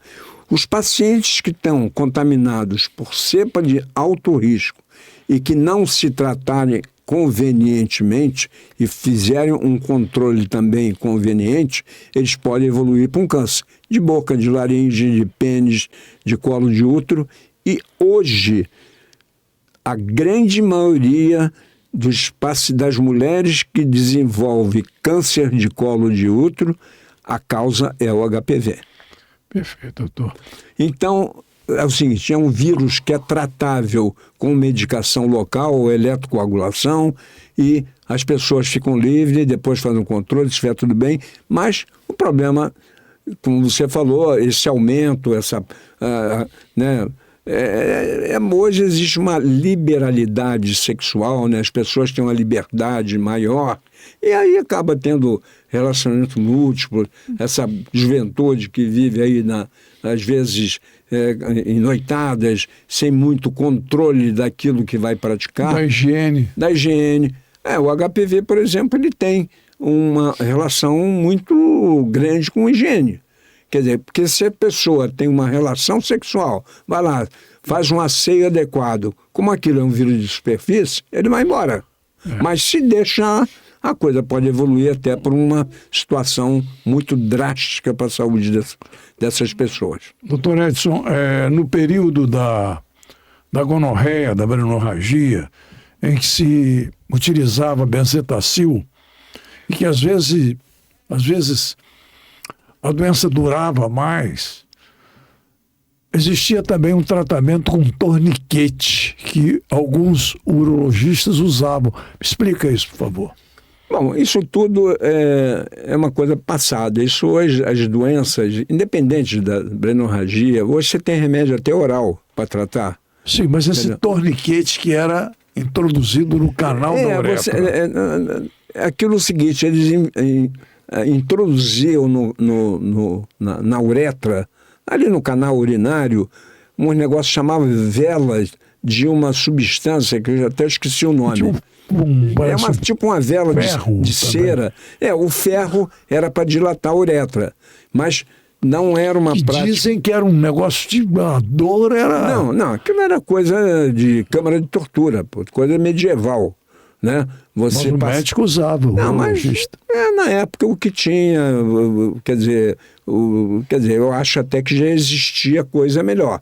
Mas as pessoas mais ou menos atualizadas, ou que não procuram se inteirar de novas tecnologias, isso é chamado Beniquet, que é um negócio que você passava na uretra no sentido de limpar a uretra, aquilo não tinha nada a ver, aquilo só causava... Qual o nome? Beniquet. Eu usei outro termo, né? Você usou torniquete. Tem nada a ver. Não. O Beniquet. Você passava aquilo que não é coisa medieval, coisa de tortura. Então, aquilo não tinha nada com tratamento e muitas das vezes até causava estenose de uretra muito grave nesses homens. Doutor Edson, que orientação fundamental, né? Nesse período que a gente está conversando sobre vários assuntos relacionados à urologia, com essa fera, esse craque, esse campeão. Muito obrigado. Da urologia, Dr. Edson de Almeida e Silva, que é o criador do Instituto da Policlínica do Rio Comprido de Urologia, Dr. Edson de Almeida e Silva, que teve essa feliz ideia que resolve problemas de pessoas com problemas, pessoas carentes, pessoas vulneráveis, pessoas que têm menos recurso, e foi ele que criou tudo isso. O endereço está ali, Rua Estrela 73, o telefone também está ali, são vários números. Mas o telefone nosso principal, só para chamar a atenção, é o 2516-5888. Nós, numa época, tivemos aí... O Hugo já colocou, 2516-5888. Esse é o telefone nosso, porque os outros, às vezes, é de outros atendentes lá, então complica um pouco. Bom, então eu queria também mais um detalhe, mais uma curiosidade. Paralelamente, numa época em que a gonorreia ou blenorragia circulava, principalmente com jovens que agiam mais nos lugares menos recomendáveis, que tinha uma outra doença paralela que não era blenorragia, chamada tricomonas.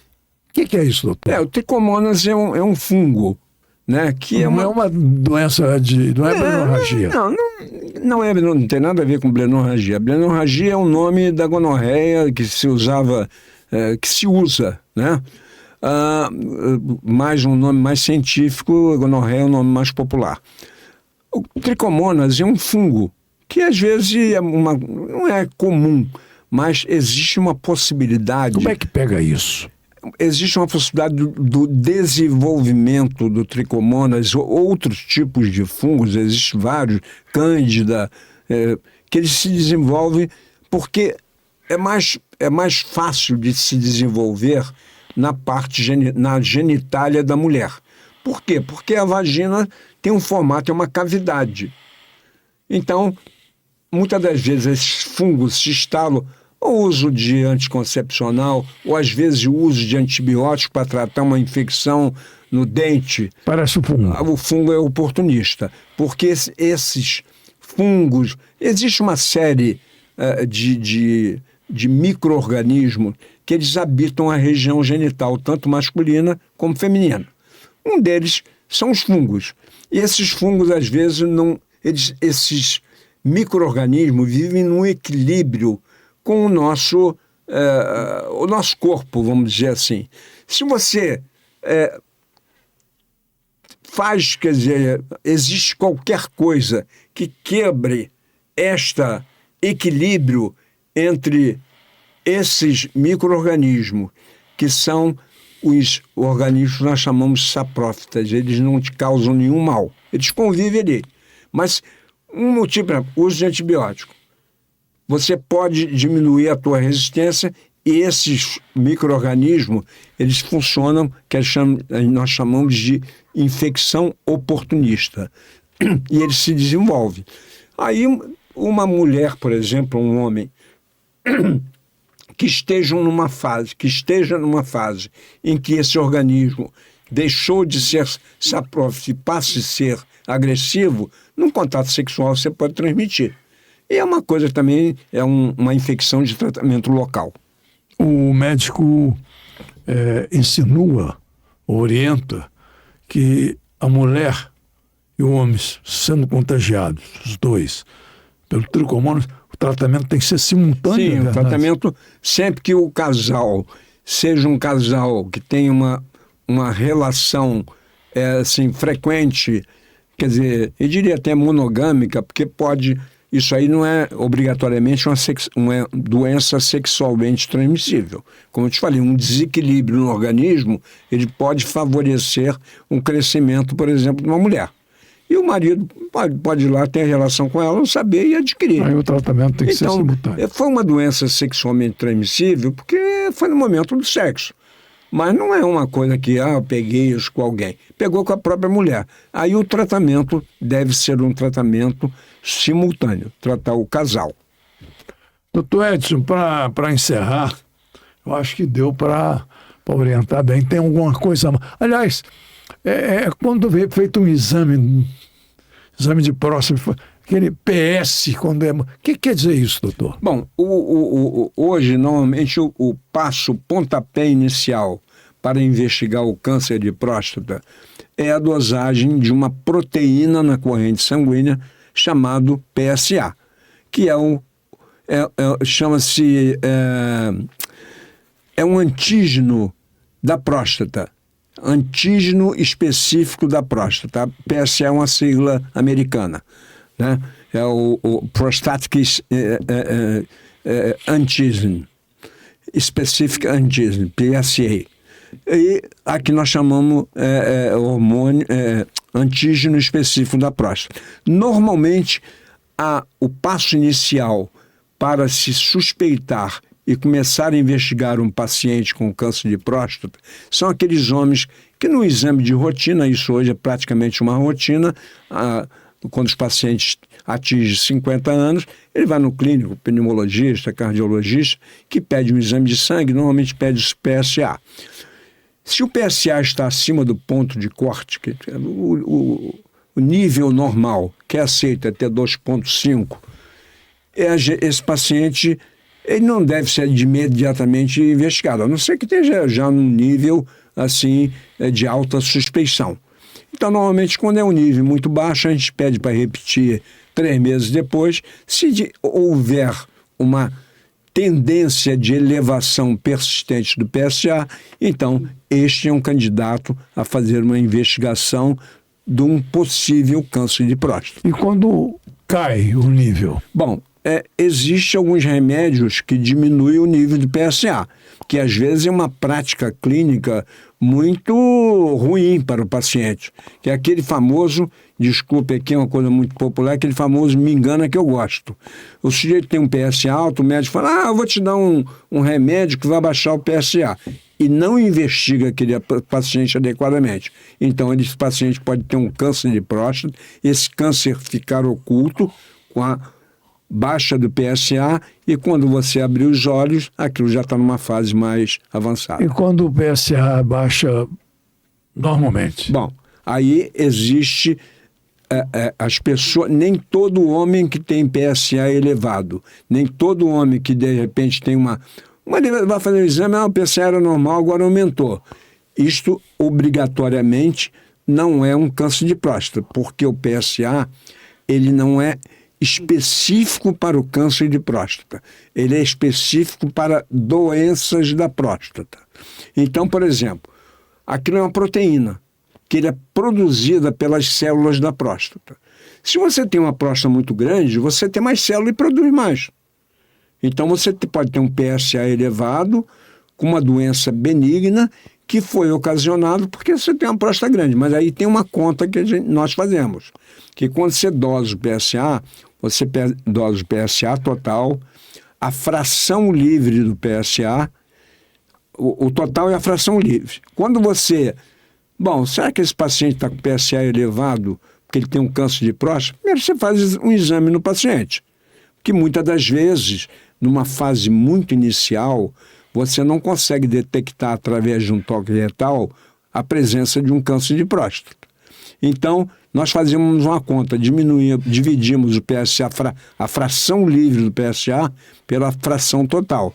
Se aquilo der abaixo de um determinado percentual, você prossegue a investigação. Hoje, em países mais evoluídos, por exemplo, a Alemanha, que tem ressonância magnética em toda esquina, e as pessoas têm facilidade de fazer exame. Então, aquele paciente que poderá ter um câncer de próstata ainda não detectável por um toque retal, nós pedimos um programa especial, é uma ressonância magnética, mas é um programa especial de ressonância magnética. Chama-se ressonância multiparamétrica da próstata. Este exame é um rastreador, faz um rastreamento de toda a glândula prostática e é possível você detectar uma pequena lesão no interior da próstata numa fase muito inicial. Passo seguinte, se esta ressonância, aquilo existe uma escala que vai de grau 1 a grau 5, se ele está próximo ao grau 5, nós partimos por uma investigação mais específica, que é uma biópsia dirigida para aquela lesão e fazemos um rastreamento histopatológico com biópsias de todas, existe um protocolo internacional para isso, para biopsiar várias áreas da próstata e a área de suspeição. Bom, isto aí é uma prática muito boa, vamos dizer assim, para os pacientes, para todos, porque se hoje nós temos acho que até já falamos numa oportunidade, uma próstata que não tenha nenhuma área comprometida e só aquela lesão, nós podemos tratar essa lesão com uma tecnologia e o paciente faz no dia seguinte vai embora com a próstata dele. Olha que aula, hein? Foram 2 horas de aula com o professor. Eu queria agora, Hugo, colocar para saber os dias que o Dr. Edson atende na Policlínica do Rio Comprido. Bom, de urologia. Quais são os dias? Eu, pessoalmente, atendo segundas e quartas de manhã. De manhã de segundas e quartas. Vai de 9 até a hora que acaba. Hoje eu acabei e vim direto para cá. É mesmo? Então, sai de lá 1h30. Então não é só de manhã. Então tá lá. Segundas e quartas. Outros dias tem outros urologistas. Eu, pessoalmente, são todos altamente qualificados, entendeu? Tem toda a minha confiança, mas pessoalmente eu atendo segundas e quartas. A partir das 9 horas. O telefone 2516-5888. 256-5888. A Policlínica do Rio Comprido de Urologia. Sim, de estar lá. Estamos à disposição de todos aqueles. Prazer muito grande essa conversa, esse tipo de orientação. Um abraço, estamos à disposição. Uma aula, tá. Né? E que eu acho que vai ser muito útil, é muito útil para os nossos ouvintes, a quem nesse momento boa noite, aproveite bem tudo que o doutor Edson disse aí, porque ele é um professor, ele é um catedrático, ele é um especialista nisso. Muito obrigado pela sua presença aqui. Até a próxima. Se Deus muito quiser, obrigado. Um grande abraço, sucesso no seu trabalho. Muito obrigado. No seu trabalho profissional, no seu trabalho social. Ok. Tá certo? Ok. Hugo, nosso técnico. Muito obrigado, nosso queridíssimo Hugo aí, um técnico de altíssimo padrão. Altíssimo padrão, que realmente trabalha com afinco, trabalha com gosto, com vontade de trabalhar, com prazer. Da mesma forma, estou sempre à disposição. Eu, aos domingos, eu quero chamar a sua atenção, você que gosta de música, de samba. Eu me apresento na Boa Vontade TV, canal 96 da NET ou canal 96 da Claro. Canal 96 da NET ou da Claro é Boa Vontade TV e na Super Rede Boa Vontade Rádio. São emissoras espalhadas pelo Brasil inteiro. Da LBV, da Fundação José de Paiva Neto, é um programa de samba autêntico, samba de raiz, samba de qualidade, programa que já dura mais de 20 anos no ar, ininterruptamente, e sempre com feras do samba, resgatando aqueles compositores de altíssima qualidade e trazendo, por recomendação do nosso irmão Paiva, José de Paiva Neto, trazendo também os jovens para o programa Samba e História. Estou lá aos domingos às 14 horas. Se Deus quiser, te convido para assistir o programa. Ok. Aliás, ontem eu ouvi um samba que é assim, a coisa do Nelson Sargento. Falso Amor Sincero, o nome do samba. Um espetáculo. Ela disse que me ama e eu finjo que acredito. É isso aí. É isso. Nosso amor é tão bonito que ela finge que me ama e eu finjo que acredito. Grande amigo meu, a gente tomava café pelo menos 2, 3 vezes por semana. Café da manhã ali no posto 6, posto 5. Ele morava do lado, pertinho da minha casa. E nós éramos grandes amigos. E eu fiz muitas entrevistas com ele, tanto no rádio como no programa Samba e História. Grande. E era pintor também, premiado, né, o Sargento.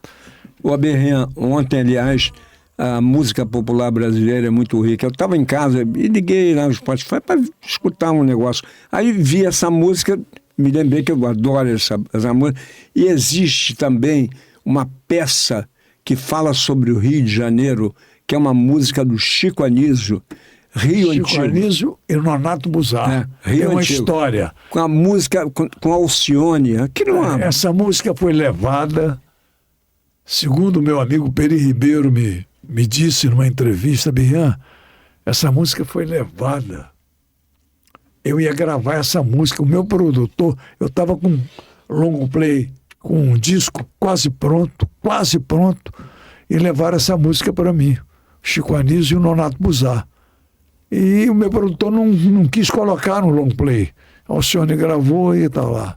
Pô, espetáculo. Rio Antigo. Fala letra. De fala do Rian, fala do Oscarito, do Grande da Tela, do Lamas. Do Lamas, do Capela, do Rian. do Show de Calor do Ari Barroso, do Lá, o seu Lá gostoso, do Lamartine. Fantástico. Bom, Aberrinha, foi um grande prazer. Grande abraço, à sua disposição. Muito obrigado pela sua presença. Se precisar de uma outra oportunidade, estamos aí às suas ordens. Muito obrigado. Tá bom, até a próxima. Muito obrigado. Obrigado a todos. Doutor. Onde 2 ou 3 estiverem reunidos em meu... Olha, onde 2 ou 3 estiverem reunidos em meu nome, aí estou eu no meio deles. Palavras de Jesus Cristo no maior best-seller de todos os tempos. Na Bíblia, Alakbir. Ok. Abraço, até a próxima. Muito obrigado.